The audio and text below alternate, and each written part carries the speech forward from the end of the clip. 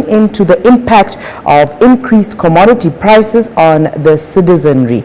And in the studio, we've got three panelists that will be helping us to look into that particular issue that is affecting Namibia currently. My name is Shianua Desire Kahiha, and it is at this moment that I would like to call on Dr. Kalumbi Shangula, who is the Minister of the Ministry of Health and Social Services. He will be giving us the Covet update for the 10th of May. Good afternoon, Doctor. How are you this afternoon? Good afternoon. Pleasure to be here. Good afternoon, esteemed panelists. Good afternoon, fellow Namibians. Today, I'll share with the public the COVID-19 report of the 10th of May 2022. We have received 1,289 results in the last 24 hours reporting cycle. And out of those, 222 are new positive cases, which represent 17.2% positivity ratio. Of these, 192 are new cases and 30 are reinfections. The sex distribution is 129 females, of which 114 are new cases, and 93 males, of which 78 are new cases. The age ranges from 5 months to 69 years. They are as follow. Commerce, 136, 136, all from Windhoek. Ochadanjupa 20, with Ochuarongo contributing 12, Kakarara 6, and Okahanja 2. Erongo 16, Swakopmund and Wolf's Bay 8 each. Hardap 7 from Rehoboth, Karas 4, with 2 from Luderitz and 2 from Kidmanshoop. Kavango East 3 from Rondo, Omake 3 from Khobabis, Oskoto 2 from Tsumeb, and Kunene 1 from Korihas. About 70% of the positive cases, they are reported from Commerce region. And among the confirmed cases, we have 21 leaders, all from different schools, 12 healthcare workers, 11 students, and 1 teacher. 23 cases have received 1 dose of COVID-19 vaccine, 63 cases are fully vaccinated, of which 10 have received a booster dose, and 13 cases are not eligible, and 123 cases are not vaccinated. 297 cases from 8 regions have recovered as follow. Commerce 205, Oshana 32, Erongo 25, Omaheke 19, Kunene 8, Karas and Zambezi 3 each, and Oshikoto 2. The number of active cases now stand at 867. 32 cases are hospitalized, of which 8 are admitted in the intensive care units. 2 of the hospitalized cases are fully vaccinated, and none of those in ICU admission is vaccinated. The distribution of hospitalization is follow. Commerce 12, Hardap 4, Erongo 2, Zambezi 2, Kunene 1, Chobanjupa 1. On the positive side, we have not recorded death during the period under review. By the 9th of March 2022, a total of 459,561 people aged 18 years and above have received 1 dose of COVID-19 vaccine, representing 31% of the target adult population. A total of 140,382 have received the Johnson & Johnson vaccine, while 261,111 adults have received 2 doses of other vaccine types. Hence, 401,993 adults have completed their vaccination schedule, translating into 27% of the adult target population. 20,959 children aged 12 years and between 12 and 17 years have received 1 dose of Pfizer vaccine, representing 7% of the target population. And of this, 8,117 are fully vaccinated. Hence, the cumulative number of people vaccinated with the first dose of COVID-19 vaccine for both adults and children is 480,520, of which 409,610 are fully vaccinated, translating into 23% of the total target population. 57,973 people have received COVID-19 booster dose.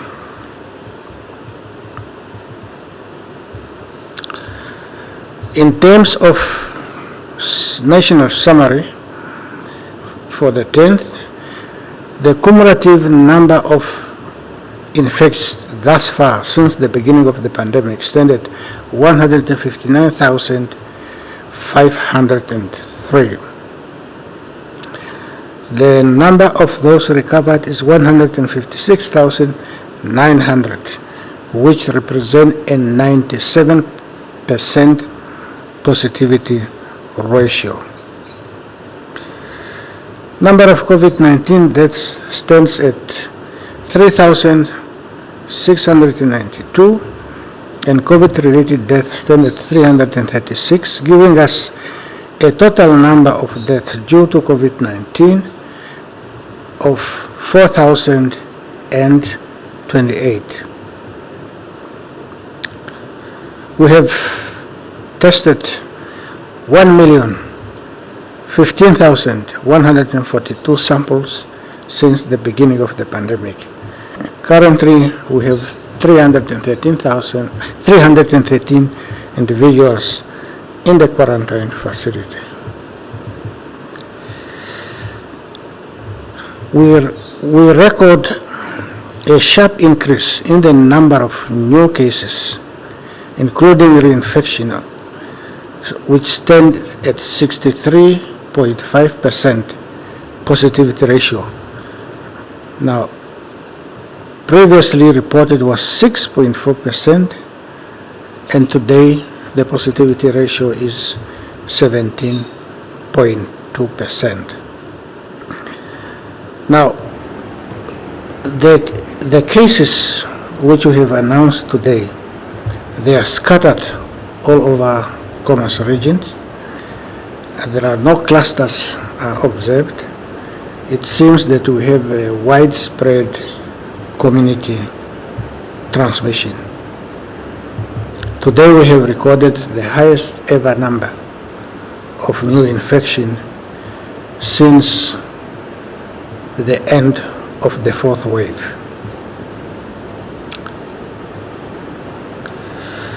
Which is of grave concern to us is the fact that we are still observing high proportion of unvaccinated individuals getting infected, getting hospitalized, requiring critical care, and invariably die due to severe illness. So this is a call for redoubling our efforts to be able and to adhere to public health and social measures. Let us guard against going back to where we were this time last year, which we can do by adjusting our behaviors. The loss we went through last year has been devastating, but the good thing is that there is still much we can do to avert that situation. Let's keep personal hygiene practices, sanitize or washing of our hands. Let's continue to wear our face mask correctly and consistently and avoid crowded places. Above all, let's get fully vaccinated. We can consider ourselves very lucky to have survived 4 COVID-19 waves. Let's not risk another one. I thank you. Thank you very much, Dr. Shangula. Just a quick question. Is there a possibility for us to get, Dr. earlier mentioned that we have now reached 1 million samples that had been tested. Is there a way that we can get that data into persons or individuals with regards to numbers? Can you repeat it? Is there a possibility? Doctor earlier on mentioned that we have reached a number of 1 million samples tested. Tested, yes. Is there a manner in which we can get that conversion into the number of people? For example, it's 1 million samples, but out of our population of 5 million, how many of that 2.5 million represent the million samples? Exactly the same number I have mentioned. Okay. And this number, which I have mentioned, these are first time Tests. testing. It does not include the second time, the third time, the fourth time. Okay. These are all first time testing.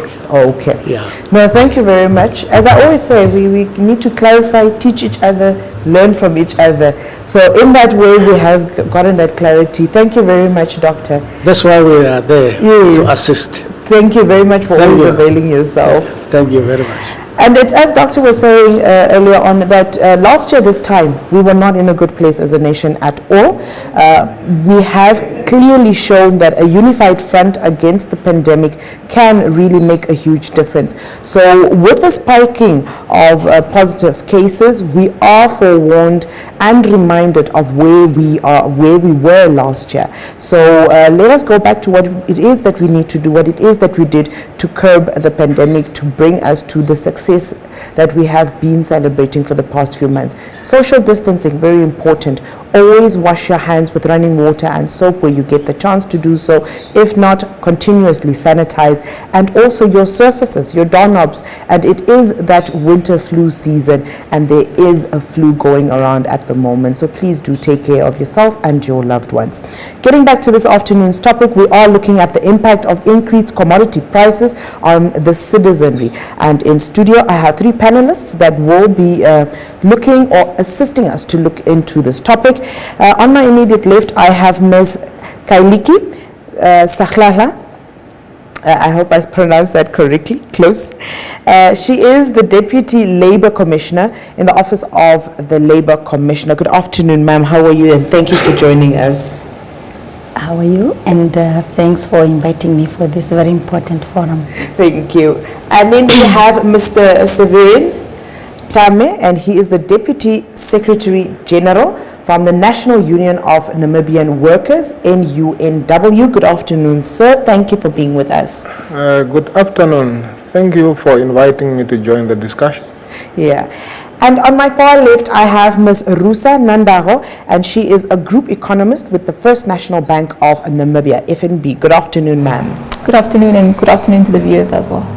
Thank you for being with us and availing your time to discuss this topic with us. And diving right into it, Ms. Sahlala, we would like to find out from you, what is the relationship between the Ministry of Labour, Industrial Relations and Employment Creation and the Office of the Labour Commissioner?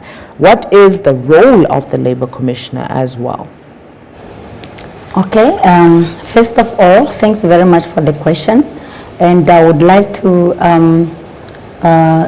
answer your question by indicating that the Office of the Labour Commissioner is an alternative dispute forum, resolution forum, which was established to ensure that the labor disputes are resolved speedily. And the Office of the Labour Commissioner, when providing such services, we do not charge anything, it is done free of charge. Okay. And we resolved under the Ministry of Labour, Industrial Relations and Employment Creation. However, the relationship that is there is only the support services that we get from the Ministry of Labour. For example, they assist in the recruitment of our officials.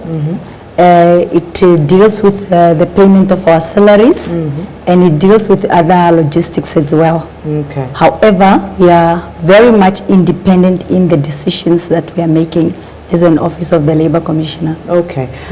Also staying with that, do we then, is it correct to then see it as a breakaway and extension that came from the ministry, or is it an office that was set up independently from scratch? We are still part and parcel of the Ministry of Labour. Okay. It's only that when we make our decisions, like for example, when we deal with conciliation and arbitration, when we make our arbitration awards, we do not get influenced by say anybody from the ministry to say this is how you should deal with this matter and so on. Okay. We make our independent decisions, and our decisions are appealable, and they can only be appealed, through the labor court. And if a party is not happy with the decision of the labor court, then they proceed to the Supreme Court, which is the supreme law of the land. Okay. Also, just staying with you on that matter, when we have disputes, for example, within ministries, OMAs, are they dealt with through your office, or are they dealt with through other offices? When do they get to you? Okay, all labor disputes in Namibia are being channeled through the Office of the Labour Commissioner. Okay. We deal with disputes that involve ministries or say the government at large, and it's just like the court.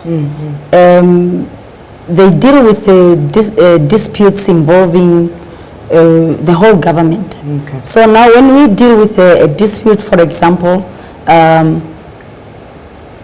relate or involving the Ministry of Labour, we do it independently. Okay. And our decisions are independent, and if there is any party that is not happy, if the Ministry of Labour is not happy, they are at liberty to lodge an appeal with the Labour Court. Okay. Or to take the arbitrator on review. Yeah. Yeah.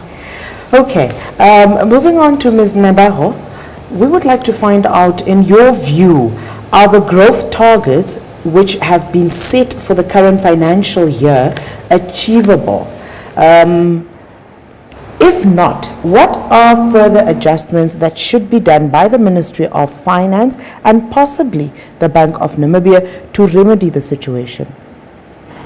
Well, I certainly think the targets are achievable. In fact, I would even go on to say that the Ministry of Finance was being quite conservative in terms of their growth forecasts. Okay. For this year, they expect growth to come in at around 2.9%. To put that number into context, last year it came in at 2.4%. Okay. And to put into further context, that translates to about 3.9 billion increase in the size of the economy. Now, if we go back to the pandemic, the economy actually contracted or reduced by about 11 billion.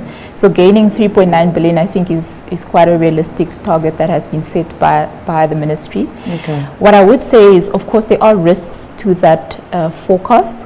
Of course, we are seeing that inflation is ticking up. We're seeing prices increasing, and that has a negative impact in terms of our ability to spend in the economy because it reduces our income. And that has ripple effects then on that target that has been set. We're also seeing interest rates go up from the Bank of Namibia, and that has the same effect then on the consumer as inflation. So all in all, I would say that the targets are quite realistic, actually very realistic actually, but there are of course risks to those targets. Yeah. Staying with you, you mentioned the increases in interest rates and so on. Do you think there is a possibility where our financial sector, if I'm to call it that, because it's a unified, action if it's to be taken, can find a way to freeze those or bring them down or substitute them in order to assist the ordinary Namibian with regards, I mean, looking at the fact that many people have lost their jobs during COVID, many of our people lost breadwinners during the COVID pandemic. Is there a way to try and meet the Namibian halfway to ensure that there is spending to assist the economy, but spending that does not kill the pocket? Yeah. I think what's important to remember in terms of interest rates and how they're set in Namibia is that they're set by the Bank of Namibia. So Bank of Namibia has the mandate to increase the interest rates. They have what we call a monetary policy committee every 2 months. I'm sure you've all seen the announcement where they set the interest rates. And the role of the financial sector is to transmit those interest rates to achieve the economic goals that the Bank of Namibia would like to achieve, which in our case is to maintain our peg to the rand and to have a stable currency and to have stable, or to try and stabilize inflation.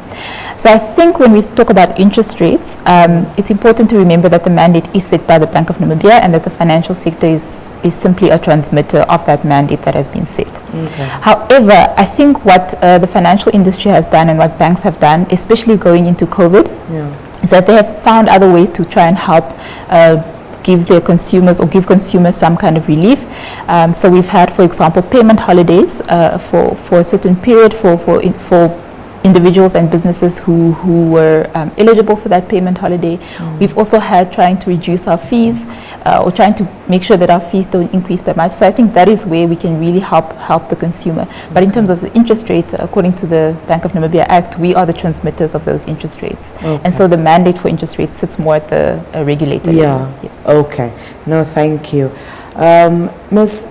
Sahlahla, we would like to find out, of late, various media houses have criticized the Namibian labor law for being biased, especially with regards to unfair dismissals and exploitations.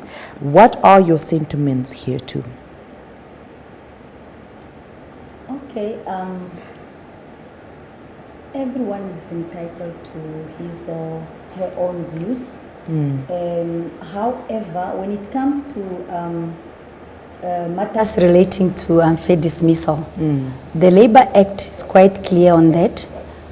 Section 33 of the Labour Act states that an employer must not dismiss an employee whether notice has been given, without a fair and valid reason, and without following a fair procedure. So when a dispute is referred to the Labour Commissioner, we look at those two legs of inquiries. We look at, was there a fair and valid reason for the employer to dismiss that employee, and did the employer follow the set procedures before dismissing such a employee. So and the parties are invited to the forum, whereby the arbitrator will preside over that matter, and they've got the right to adduce evidence before that arbitrator, and it's up to the party that is wronged now to prove to the arbitrator that yes, here I've got a case. So, and labor matters are determined on the balance of probabilities and not beyond reasonable doubt. So if you come with your case and you've got your evidence on the table and you put your case properly, then I would not see why, if there is an outcome, would be perceived as being biased or something like that. And the Act is quite clear, and our platforms are open, and before the matter is arbitrated, parties are given an opportunity to see whether themselves first can resolve the matter before the matter is arbitrated. And there they can decide whether to settle it or not, and if not, then proceed to arbitration, where the arbitrator will make a decision. And again, once the arbitrator has made the decision, that decision is also appealable. So either party that is not happy has got the right to seek recourse the Labour Court, and if is not happy with the decision of the Labour Court, proceed to the Supreme Court, which is the highest law in Namibia. Okay. We always have conversations on our platforms, and this is why we always invite you as our viewer to partake in the conversation, add your voice to the conversation, and where you have questions, you have the opportunity to pose them to the panelists. Our number in the studio is 061, that's the area code, 400-397. 400-397, that's the number in the studio, and the area code is 061. You can also find us on our social media platforms, from which we are live streaming. On Facebook, you can find us on Ministry of Information and Communication Technology, Republic of Namibia. That's on Facebook, Ministry of Information and Communication Technology, Republic of Namibia. We are also on YouTube, and our handle there is MICT Namibia. MICT Namibia. You can also subscribe, and you will always get notifications from our platforms there. Continuing, while we wait for your contribution, we have our next question, which is going to Ms. Nandago, and we would like to know, in the improved budget for 2022-2023 financial year, what are the short and medium-term economic prospects for Namibian workforce, taking into account the COVID-19 economic shocks and other key social economic effects? Yeah, so as I mentioned, I think actually before I even get into the budget, I think it's quite important for us to understand that in Namibia we don't have updated labor force statistics, unfortunately. Our last labor force survey was conducted in 2018, and that is the survey that gives us an indication of the employment levels and the unemployment levels in the country. So of course, because we don't have an indication or accurate indication of where we're at the moment, it's very difficult to then try and sketch what the prospects would be for Namibian workers.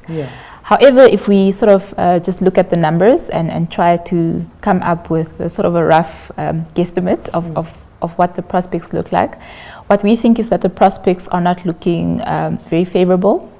As I mentioned earlier, the Ministry of Finance expects an increase of 2.9% in GDP, which translates to 3 billion.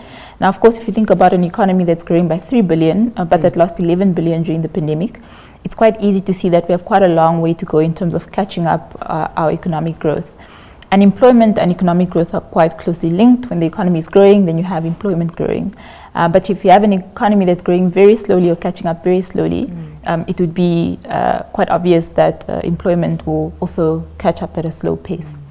A lot of people lost their jobs during the pandemic. And what we saw is that a lot of businesses also closed down. So it might be that a lot of people who lost their jobs are not able to get those jobs back, especially if they had a skill that was very specific to that job, where they have to reskill themselves, which takes quite a long time to get another job. So from that perspective, we do think that the employment prospects look quite bleak. In terms of some of the other figures in the budget, so the Minister of Finance also tabled what he expects personal income taxes to look like over the next year. And personal income taxes is an indication of what levels of employment we're expecting. Because of course, if you have higher levels of employment, you would expect the Ministry of Finance to collect more personal income taxes. But what they expect is that personal income taxes will only grow by about 1%. So that already gives you an indication that you don't have growing employment in the economy. If you look at another measure that they state in the budget, that is the corporate income tax. So that is how much businesses are paying in terms of taxes. And again, if you have businesses coming up, businesses doing well, you would expect that they pay more taxes to the government. But that growth is only expected at around 3%, which is also quite low, similar to the personal income taxes. So of course, if you're seeing that businesses are probably not doing well, then that would indicate that they're also probably not employing, especially in this kind of environment where the cost of everything is going up. They're probably not employing to the levels that we'd like them to. So all in all, I think given these are Ministry of Finance figures, these are not figures that I've come up with myself, but just looking at those figures, it's quite clear that the employment prospects aren't looking as favorable as we'd like them to look. That is sad, but I guess that's the reality that we find ourselves in, and hopefully, if this is where we would call for a miracle, if we would call it that. But unfortunately, it's not just a Namibian thing. I believe it's a global thing that is happening right now, that is ripple affecting itself throughout the rest of the world. Mr. Tame, we have not forgotten about you. One of the key purpose of labor unions is to give workers the power to negotiate for more favorable working conditions and other benefits through collective bargaining. Lately, we have seen that some political formations are confronting what they term as unfair labor practices amongst some entities operating in Namibia, more than what labor unions are doing. What is your view on this? Thank you. Political parties to go and confront the employers or the institutions with regard to the labor matters. I really don't know what are their motive behind, because political party is not within their mandate. Because even in the Constitution, we know that even in the Article 21 of the Namibian Constitution, it is clear that a person can belong to any political party or to any association or trade union. But when it comes to labor matter, there is a provisions in the Labor Act that provide the union to speak on behalf of the workers, but not the political parties. But it's difficult now to respond why the political party taking over. But one might think maybe they have their reasons, maybe is to get popularity or to get support support that I cannot even just really know what are their reasons, what are their agenda. But it is not, even I think, unless maybe otherwise told, but the Constitution is not clear that the political party, even the Labor Act of number 11 of 2007, does not provide that the political party have to represent workers, but the trade union have their mandate, and the mandate of the trade union and the mandate of the political party is different how we operate. Okay. No, I hear you. It's quite clear, because from what you're stating, especially with the representation with the constitutions, it allows for some of us to have an idea of whose powers end. But there is a concern now where back in the days, NUNW was known as a fearless body, fighting for the plight of the worker, literally door to door if they had to. However, of late, the streets are saying that you have become a pro-government body, which agrees on every government decision taken. What is your view on that accusation? I think everybody is entitled to his view and opinion. Yeah. And sometimes people can make even things which is not maybe true. But our critical role is to influence policy in the interest of the worker, the working class. We also have to influence policy for the safety of the workers. But and then some process, because there is legal instrument which is in place when addressing issues affecting the workers. There are legal instrument, and those legal instruments, sometimes the process can take long, because maybe one might want it today, but the process, because it's not one person, because there is employer there or industry, and then you as a worker here, and there is then you have to let me just say the case may be reported to the office of the labor commissioner, and then you need to agree, and time is consuming in dealing with those issues. But the federations or the labor NUW is very vocal in addressing the issues which affect the workers. And even, for example, I think even during the Wage Commission, NUW have played a vital role influencing in the labor wage commissions that it has to be unfavorable to the workers. Okay. No, we hear you. Ms. Sihlahla, here we would like to hear the views from both the Labor Commissioner's Office and, where possible, from your observation and experiences from the Ministry of Labor. We want to find out what is the role of these two officers in salary increments, especially for government employees, and what achievements have been had in terms of fighting for the plight of workers with regards to salaries and benefits.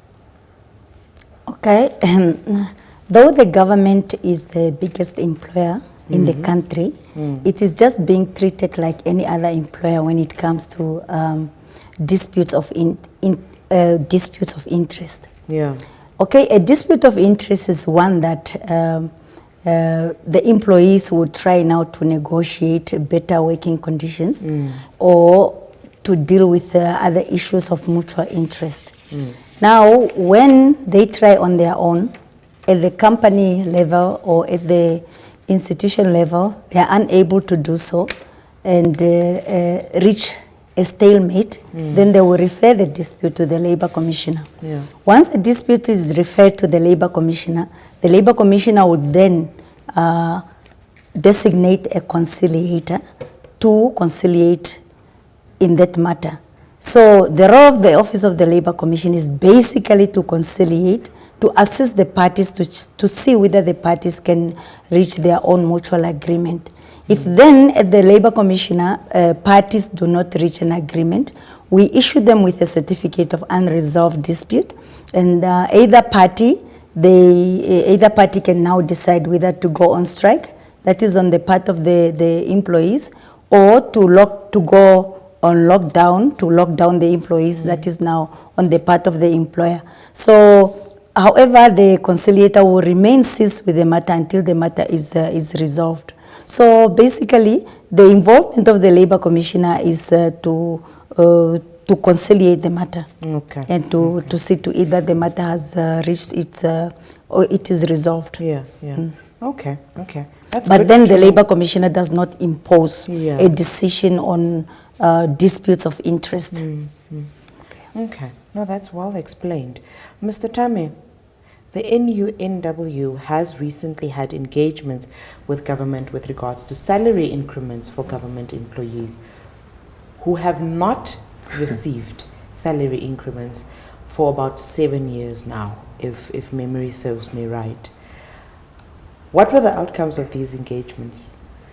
I think, is it 7 years or 5 years? Because we have to look at the financial years. Let me just say from 2017 to 2018, 2018 to 2019, 2019 to 2020 to 2021, and 2021 to 2022.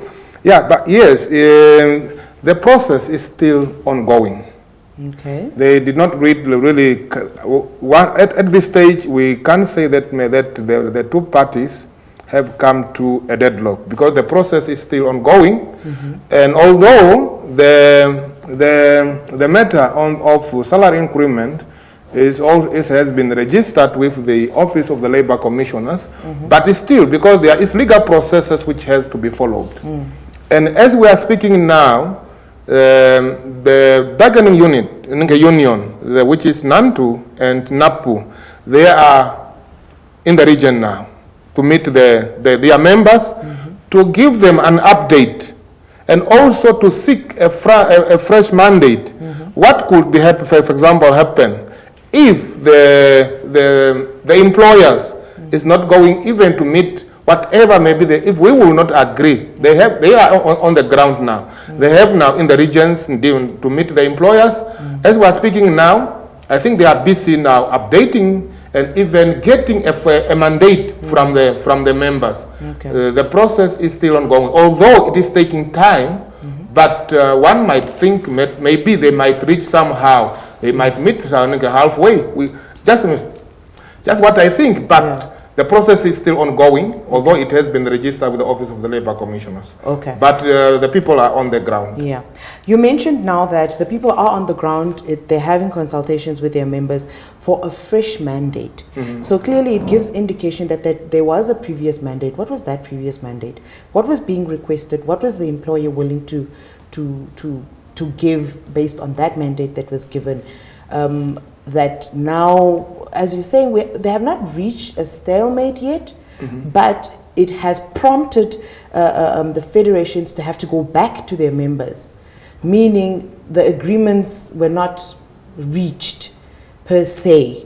So what is it that was not agreed upon that now has to be relooked at by with the consultation of the members? Yeah, yes.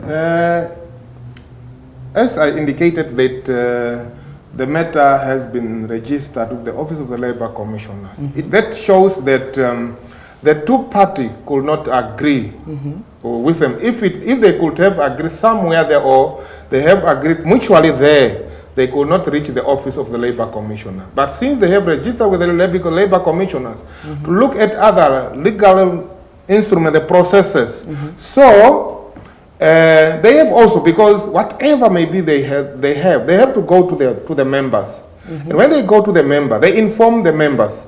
And then the member, they have to give an alternative. If A does not work, then we go for B. If B cannot work, then we go for A, for C. Those are the mandate. Because I cannot say that they did not yet. Sorry to cut you there, Mr. Tame, but in the interest of time, the question was, what was A? They negotiated for salary increment, other fringe benefits. That was the negotiation. Okay, and in what percentages, and what were some of these fringe benefits that we were looking at? At current, I cannot even, for example, because the percentage which they first provided to the ministry, I might not give it correct, but first they wanted, let me say 12%, they come to 8%. Those are the process during the negotiation. But when you come, for example, because when you start, you can start higher, but and then you come down. And if you don't agree, and then you come down, then you have also a ceiling point, that here we cannot even go again down, we seal here. That is how negotiation happened. Okay. With the first option, what was the ceiling percentage? And sometimes you can make a ceiling point, but through the negotiation, you also have to listen what the other party, because at the end, you all have to achieve something. You have to benefit. Because sometimes you cannot just maybe think that I have only to benefit, but you also have to see, to understand, to listen the issue, the other factors the other parties providing to you. And just give us quick examples of some of the benefits that members were requesting to have revised or relooked at. There are issues of housing, transport, salary increment, and also improve of, let me just say improve of the working conditions. There are many issues. But when we talk of salary, we talk of transport, we talk of housing, and then there are other issues, and also with this what they call this home loan. Those are also issues that they have also to look at. Hopefully, the members are having fruitful consultations with their various federations, and in due course, hopefully, as Mr. Tame said, it's an ongoing process. So we do hope that we don't have to wait for too long, and if you allow us, we would most likely like to request persons like Mr. Tame here to come back and just give us feedback on those processes that are currently ongoing in the field. As we said earlier on, it's a conversation, it's a national conversation. We invited you to add your voice to this conversation. Our number in the studio is 061 400 397, 061 400 397. You can find us on our social media platforms, through which we are also live streaming. On Facebook, it is Ministry of Information and Communication Technology, Republic of Namibia.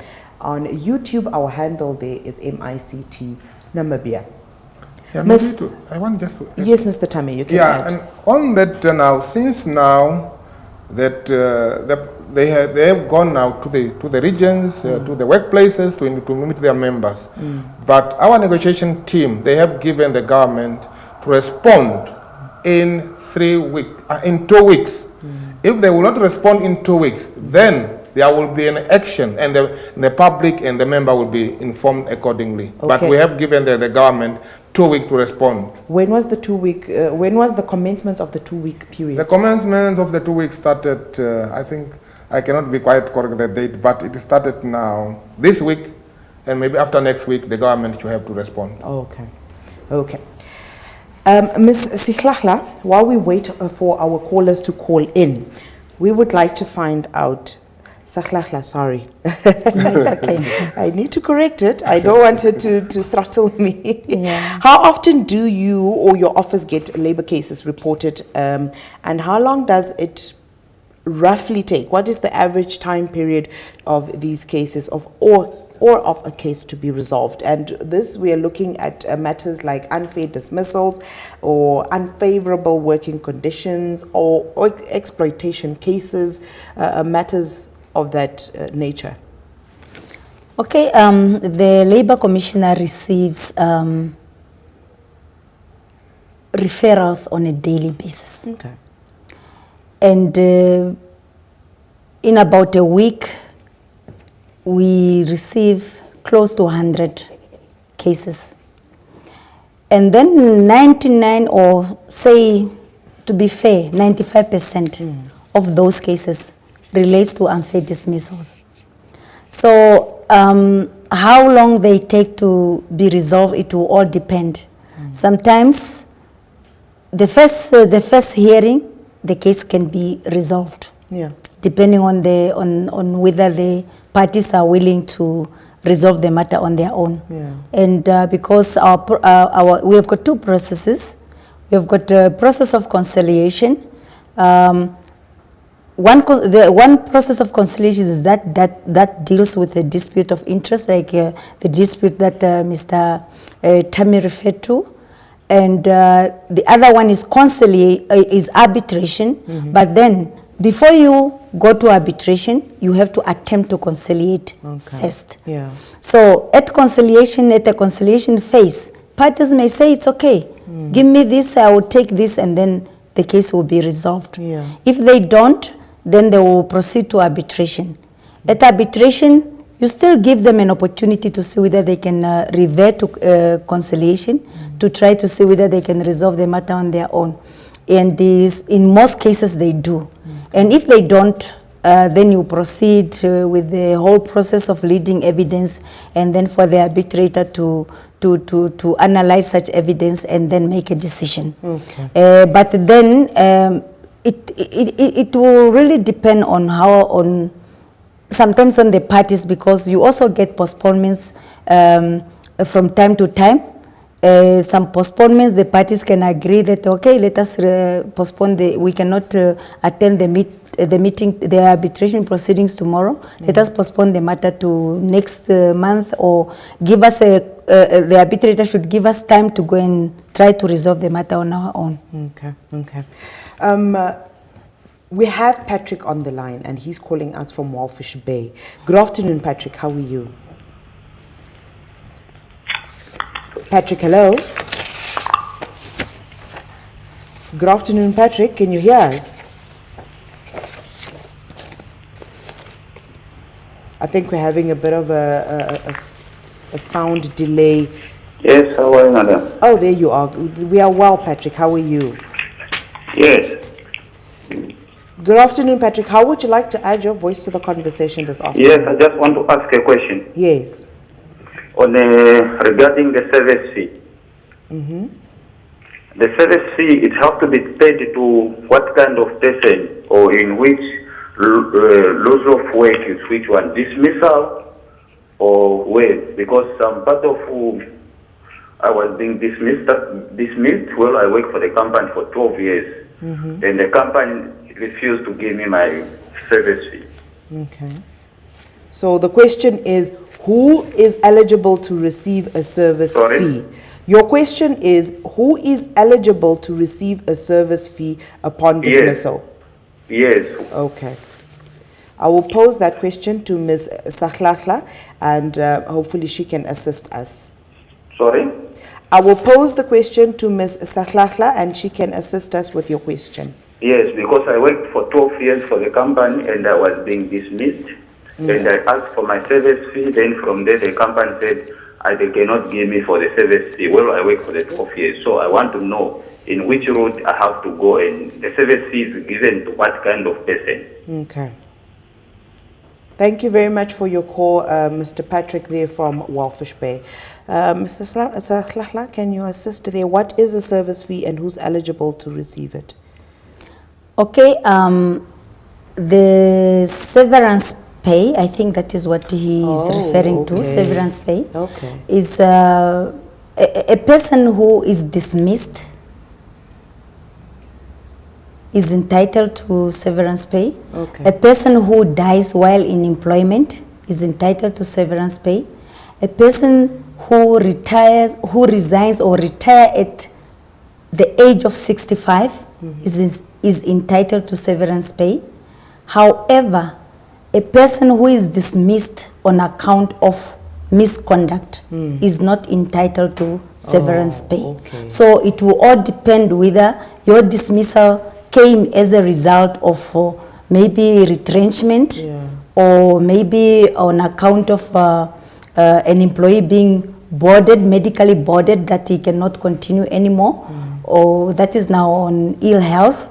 But if it is on account of misconduct, an employee is not entitled to severance pay. Okay. Mr. Patrick, I hope we have answered your question. And if you have further questions, I think there are offices that you can actually approach, like the Office of the Labour Commissioner, if you need more answers to your questions. As we round off the session for this afternoon, Ms. Nandaro, the prices of commodities have recently surged.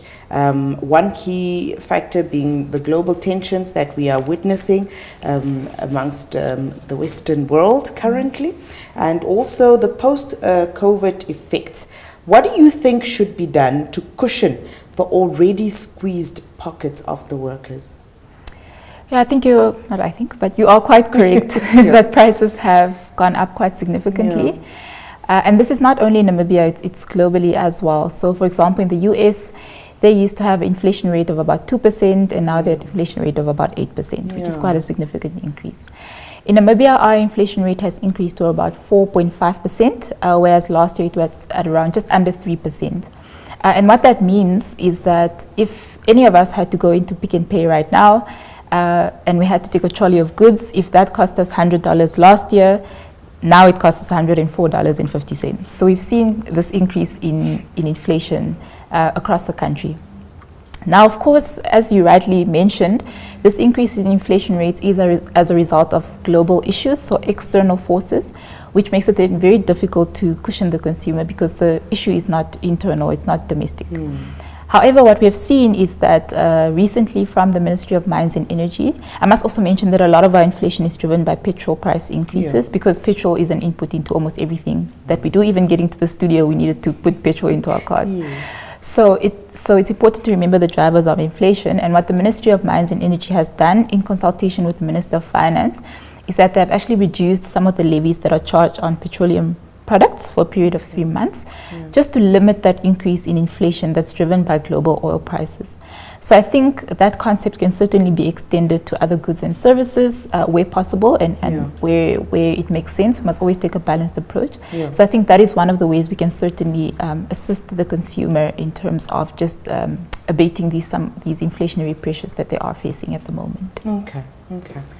Well, as we said, it's squeezed all over the place, and I think as you're alluding to or highlighting, the petroleum really does drive everything. We have Anytime from Tsumeb on the line. Good afternoon, Anytime. You're closing off the show for us. How are you this afternoon, and how would you like to add your voice to the conversation?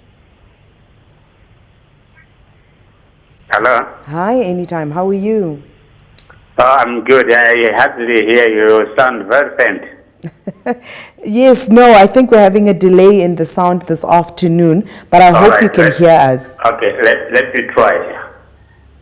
Thank you very much for according me time on this platform. In most cases, these are the issues that are dominating on the people's parliament. Like I've raised this concern on the price, whatever commodity price increase, whereby the salaries of the civil servants remain just the same. No any rise of salaries. Now, I just want to ask, I heard that the government is given 2 weeks to respond to the call from the unions. Why giving the government 2 weeks if the government itself has been aware of this high commodity whatever, price rise?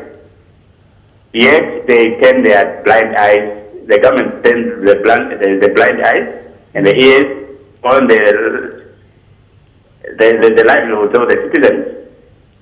Particularly, not only the citizens, but let me be specific here, the civil servants.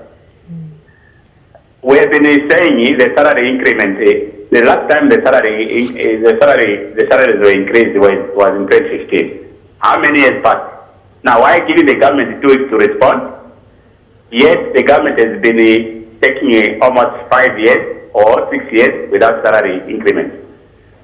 I want the panel there to address this one. Why 2 weeks? Why not 1 week? Okay. Yes, that is my question. Why 2 weeks? Okay, no, we will pose that question to Mr. Tame for you anytime. Thank you for adding that particular point. Mr. Tame, I believe that question is to you. His question is, why do we need to give the government so much time? I indicated earlier that there are two people, and then the third one is the government. Let me just say the government is also employer in this regard, because it's our employer of the civil servant. And then the two people, because first the government wanted to give 30 days. And so the union feel, no, 30 days is enough because the process has been also ongoing and is also posing a stress on the members. So the union decided, no, we cannot even go more than 30 days. And then they say, no, we only have to give you, then they give you them a deadline of 2 weeks. At the same time, they have also to go out to the region to inform the members and also to get fresh mandate. I think the 2 weeks is reasonable in a normal situation. Okay.